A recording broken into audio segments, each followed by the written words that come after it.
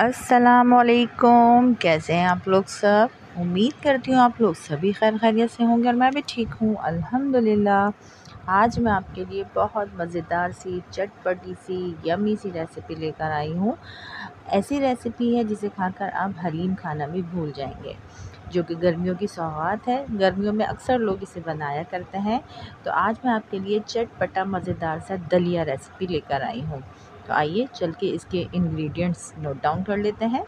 सबसे पहले मैंने यहाँ गंदम का दलिया लिया है 1 पाव, मसूर की दाल ली है 2 टेबल स्पून, मूंग की दाल ली है 2 टेबल स्पून।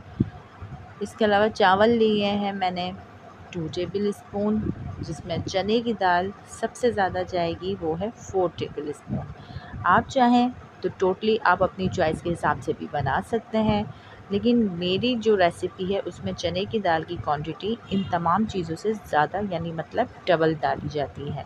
तो मैं चने की दाल यहाँ 4 टेबल स्पून डाल रही हूँ। अगर आपको कम पसंद हो आप कम ऐड कर लीजिएगा, ज़्यादा पसंद हो तो आप ज़्यादा भी कर सकते हैं। तो ये मेरे सिर्फ 4 से 5 इंग्रेडिएंट्स हैं, जिसकी बदौलत हम बनाएंगे बहुत मज़ेदार सा यम्मी सा दलिया, जिसके लिए ना चिकन की ज़रूरत है, ना मटन की, ना बीफ की।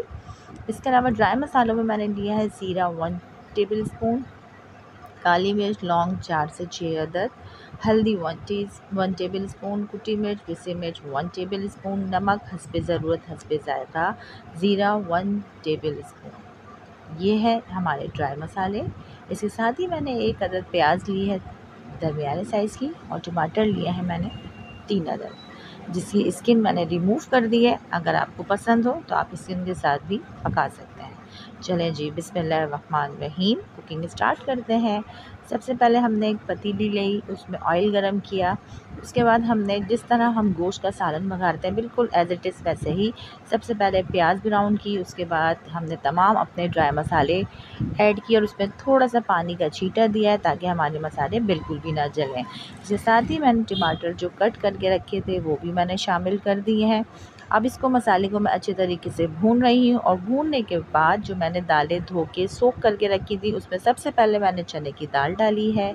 उसके बाद मैंने इसमें तमाम दालें ऐड की हैं, चावल ऐड किए हैं, और सबसे लास्ट में मैंने गंदम 2 से 3 बार अच्छे तरीके से पानी से तमाम चीज़ें मैंने वॉश करके 15 से 20 मिनट के लिए सोख करके रख दी थी, वो भी मैंने ऐड कर दी हैं। इसके साथ ही मैं इसमें 4 से 6 गिलास पानी ऐड कर रही हूँ, और इसको उबाल देने के बाद धीमी आंच पे मैं कम से कम 35 से 40 मिनट तक इसे कुक करूँगी, बग़ैर खोले बग़ैर चेक किए। आंच बिल्कुल मीडियम टू लो रखिएगा, बहुत ज़्यादा हाई नहीं कीजिएगा, वरना दलिया नीचे से लगने लगता है। ये देखिए मैंने अच्छे तरीके से तमाम चीज़ें मिक्स कर दी हैं। अब इसमें उबाल भी दे दिया है, और इसको मिक्सअप कर लेने के बाद इसको स्लो आंच पे मैं पकने के लिए छोड़ दूँगी। मिलती हूँ आपसे 40 टू 35 मिनट के बाद। अच्छा, ये देखिए जी, हमारे 35 मिनट हो चुके हैं। अब मैं यहाँ दलिए को अच्छे तरीके से चेक कर रही हूँ, और ये देखिए कितने ज़बरदस्त तरीके से हमारी तमाम दालें, चावल और दलिया टेंडर हो चुका है। अब बारी आती है इसमें घोटा लगाने की। इसको ज़रूरत नहीं है, अगर बहुत से लोग इसको दरदरा खाना पसंद करते हैं तो एज़ इट इज़ इसमें बघार लगा सकते हैं, लेकिन मुझे हल्का सा घोटा मार के इसको लसदार बनाना है, जैसे कि हम हलीम में घोटा मारते हैं। इसलिए मैंने लकड़ी का चम्मच या घोटनी लेनी है, और उससे मैं अच्छे तरीके से इसको घोट चुकी हूँ। अब उसके बाद मैं आपको दिखा रही हूँ कि मैंने कितने ज़बरदस्त तरीके से इसको घोट लिया है, नमक शामिल किया। अब ये देखिए हमारा लसदार दलिया बिल्कुल रेडी हो चुका है, हलीम वाला लुक आ रहा है। अब हम इसमें प्याज का, ज़ीरे का, साबुत मिर्च का, कड़ी पत्ते का बघार लगाएंगे।